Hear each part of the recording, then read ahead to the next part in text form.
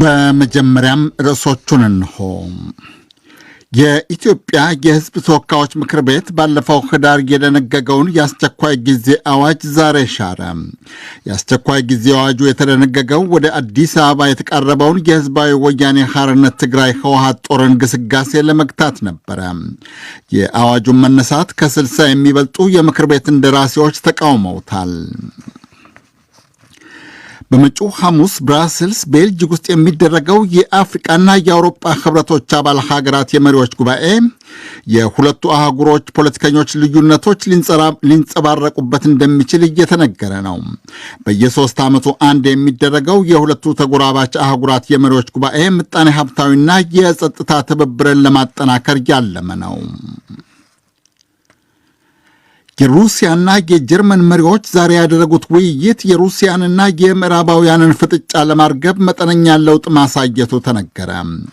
ከሁለቱ መሪዎች ውይይት ጥቂት ቀደም ብሎ ሩሲያ ዩክሬን ድንበር አጠገብ ካሰፈረችው ጦር የተወሰነውን ማንሳቷን አስታውቃለች። የዩናይትድ ስቴትስ ባለሥልጣናት ግን የሩሲያን መግለጫ ተጠራጥረውታል። ዜናው በዝርዝር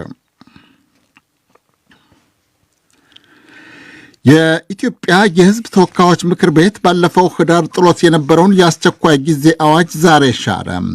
የአስቸኳይ ጊዜ አዋጁ የተጣለው ከኢትዮጵያ መንግሥት ጦርና ከተለያዩ ክልሎች ልዩ ልዩ ኃይላት ጋር የሚዋጋውን የህዝባዊ ወያኔ ሓርነት ትግራይ ህወሓት ታጣቂዎች ወደ ርዕሰ ከተማ አዲስ አበባ በተቃረቡበት ወቅት ነበረ። አዋጁ እስከ መጪው ግንቦት ድረስ ለ6 ወራት ይጸናል ተብሎ ነበረ። ይሁንና የጠቅላይ ሚኒስትር አብይ አህመድ ካቢኔ ባለፈው ወር አዋጁን አንስቶ ውሳኔውን የህዝብ ተወካዮች ምክር ቤት እንዲያጸድቀው ጠይቋል። በህዝብ ተወካዮች ምክር ቤት የመንግሥት ተጠሪ ሚኒስትር ተስፋዬ ቤልጅጌ ለዛሬ ተሰብሳቢዎች እንደነገሩት አዋጁ የሚነሳው የህወሓትና የተባባሪዎቹን ጥቃት በመደበኛ ህግጋት መቆጣጠር ስለሚቻል ነው። ያለውን የህወሓትና የሽብር ማህበረተኞቹን እንቅስቃሴ ለመግታት ሽብርተኝነትን ለመከላከልና ለመቆጣጠር በወጣው የህግ ማዕቀፍ እንዲሁም የፌዴራል መንግስት በክልሎች ጣልቃ የሚገባበትን ስርዓት በሚደነገገው የህግ ማዕቀፍ ውስጥ በቂ ምላሽ መስጠት ይቻላል። ምክር ቤቱ አዋጁን ያነሳው ከተሰበሰቡት 312 አባላት መካከል በ63 ተቃውሞ በ12 ድምፀ ተአቅቦና በ337 አብላጫ ድምፅ ነው። የአዋጁን መነሳት ከተቃወሙት መካከል አንዱ እንደራሴ እንዲህ ብለው ነበረ። መንግስት በመደበኛ ሁኔታ ህግ በማስከበር ኢትዮጵያ ውስጥ እየተፈጠሩ ያሉ ማንነት ተኮር ጥቃቶችን መከላከል የሚችልበት ቁመና ላይ ነው ወይ አሁን ያለው? መንግስት የዜጎችን የሀብት የንብረት ደህንነት ዋስትና ባልሰጠበት ሁኔታ ለማንሳት መቸኮላችን ተገቢ ነው ወይ? የአስቸኳይ ጊዜ አዋጁ ከተጣለ በኋላ መንግስት በአሸባሪነት ከፈረጃቸው ከህወሓትና ከኦነግ ሸኔ ጋር ግንኙነት አላቸው የተባሉ በሺ የሚቆጠሩ ተጠርጣሪዎች ታስረዋል። ከእስረኞቹ የተወሰኑት መፈታታቸው እየተዘገበ ነው። የተቀሩት ስለ መፈታት አለመፈታታቸው ግን እስካሁን በግልጽ የተባለ ነገር የለም። የዓለም ጤና ድርጅት WHO በእንግሊዝኛ ምህጻሩ ለትግራይ ክልል መድኃኒትና የሕክምና መስጫ ቁሳቁሶች ማድረሱን አስታወቀ። አዣንስ ፍራንስ ፕሬስ የጤና ድርጅቱን መግለጫ ጠቅሶ ዛሬ እንደዘገበው መድኃኒቱ ካለፈው አርብ ጀምሮ በአውሮፕላን መቀሌ እየገባ ነው። ድርጅቱ ለትግራይ ክልል የሚውል መድኃኒት ሲያደርስ ካለፈው ሐምሌ ወዲህ ያሁኑ የመጀመሪያው ነው። በድርጅቱ መግለጫ መሠረት መድኃኒቱ መቀሌ ቢደርስም በነዳጅ ዘይት እጥረት ምክንያት ለሌሎች የትግራይ አካባቢዎች ማከፋፈል ግን አልቻለም። የዓለም ቀይ መስቀልም ባለፈው ወር ወደ ትግራይ መድኃኒትና ቁሳቁሶች ልኳል። የኢትዮጵያ መንግሥት በተለያዩ ወንጀሎች ጠርጥሮ ያሰራቸው 6 የኦሮሞ ነጻነት ግንባር ኦነግ ከፍተኛ ባለሥልጣናት በመቱት የረሃብ አድማ ምክንያት ታመው አንዱ ሆስፒታል ሲተኙ የተቀሩት ታክመው ተመለሱ። የእስረኞቹ ቤተሰቦችና ጠበቆች እንዳሉት እስረኞቹ የረሃብ አድማ የመቱት ገሚሱ በነፃ የተቀሩት በዋስ እንዲፈቱ ፍርድ ቤት ያሳለፈው ውሳኔ ገቢር አለመሆኑንና የተቀሩት ጨርሶ ፍርድ ቤት አለመቅረባቸውን በመቃወም ነበረ። ከተከሳሾቹ የአንዱ ቤተሰብ አቶ ብርሃኑ አብደታ እንደገለጹት እስረኞቹ ከ10 ቀን የረሃብ አድማ በኋላ በሽማግሌዎች ምልጃ አድማውን አቁመው ነበረ። አገሪቷን የሚያስተዳድረው ህግ ነጻ ለቆን አፈና ነው እየተደረገ ያለው የህግ ጉዳይም አይደለም በሚል አንተውም ብለው ለረጅም ጊዜ አስቸገሩ። ከዛ ሽማግሌዎቹ የሚከበሩ ናቸውና ተንበርክኮ አንነሳም የሚል አቋም ወሰዱባቸው። መጨረሻ ላይ እንግዲህ እኛ እናቆማለን፣ ግን ድምጻችን መሰማት ባለበት አቅጣጫ ወስዳችሁ ምትነግሩልን ቃል ግቡልን አሉ። እነሱም ሽማግሌዎቹም አስፈላጊ ወደሆነበት ቦታ ሄደን ጉዳያችሁን እንነግራለን ብሎ ተስማሙ። እነሱም እናቆማለን አሉ።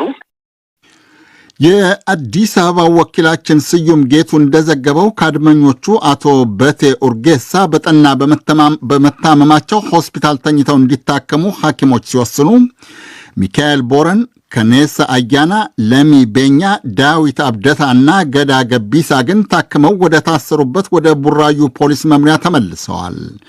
ይህ ዶቼ ቬለ ነው። የዘንድሮው የአውሮፓና የአፍሪካ ህብረቶች አባል ሀገራት የመሪዎች ጉባኤ የሁለቱ ተጎራባች ሀገራት ፖለቲከኞች ልዩነቶች እንደሚጫጫነው የፖለቲካ ተንታኞች እየተናገሩ ነው። በየ3 ዓመቱ አንድ የሚደረገው ጉባኤ የሁለቱን አህጉራት ትብብር ለማጎልበት የሚረዱ ጉዳዮች ቢወሱበትም አብዛኞቹ ገቢራዊ አይሆኑም።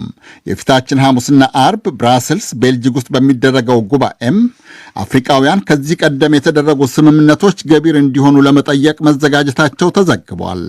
የጀርመን የልማት ተቋም አጥኚ ኔልስ ካይሴር እንደሚሉት ግን የአውሮፓ ህብረት ያለፉትን ውሳኔዎች ከማንሳት ይልቅ በጉባኤው አዳዲስ ርዕሶችና አጀንዳዎች ማቅረብ ነው የሚፈልገው። የጉባኤው መሰረታዊ ይዘት ብናይ የአፍሪካ ህብረትና አባል መንግስታት አሁንና እስካሁን ያሉት አጀንዳዎች ገቢራዊ እንዲሆንና እንዲጠናቀቁ ይሻሉ። በአውሮፓ ህብረት በኩል ግን ትኩረት የተሰጠው አዳዲስ እቅዶችን፣ አጀንዳዎችና ሀሳቦችን ማንሳቱ ላይ ነው። ይህ እንደሚመስለኝ በግንኙነቱ ላይ የሆነ ውጥረት መፍጠሩ አይቀርም። የአፍሪካ መንግስታት አውሮጶች የኮቪድ መከላከያ ክትባትን ለአፍሪካ ከመርዳት ይልቅ ለራሳቸው ከሚፈለገው በላይ ያከማቻሉ በማለት ይወቅሳሉ። በሌላ በኩል የአፍሪካን ሀብት ለመቀራመት ቻይናና ሩሲያን ከመሳሰሉ ሀገራት ጋር ፉክክር የገጠመ የሚመስለው የአውሮፓ ህብረት አፍሪካውያን መሪዎችን ማባበልና ማማለሉን እንደቀጠለ ነው። በሰሞኑ ጉባኤም የህብረቱ ኮሚሽን ፕሬዚደንት ወይዘሮ ኡርዙላ ፎንደር ላይን የህብረታቸው አባል ሀገራት አፍሪካ ውስጥ 150 ቢሊዮን ዩሮ መዋለ ንዋይ ለማፍሰስ ማቀዳቸውን ይፋ ያደርጋሉ ተብሎ ይጠበቃል። የሩሲያው ፕሬዝደንት ቭላዲሚር ፑቲንና የጀርመኑ መራሄ መንግስት ኦላፍ ሾልስ ዛሬ ያደረጉት ውይይት በዩክሬን ሰበብ የናረውን የሩሲያና የምዕራባውያንን ውጥረት ለማርገብ መጠነኛ ፍንጭ ማሳየቱ ተነገረ። ሁለቱ መሪዎች ሞስኮ ውስጥ ከተነጋገሩ በኋላ በጋራ በሰጡት መግለጫ የአውሮፓ ሰላምና ደህንነትን ለመጠበቅ የሚደረገው ውይይት እንዲቀጥል ተስማምተዋል።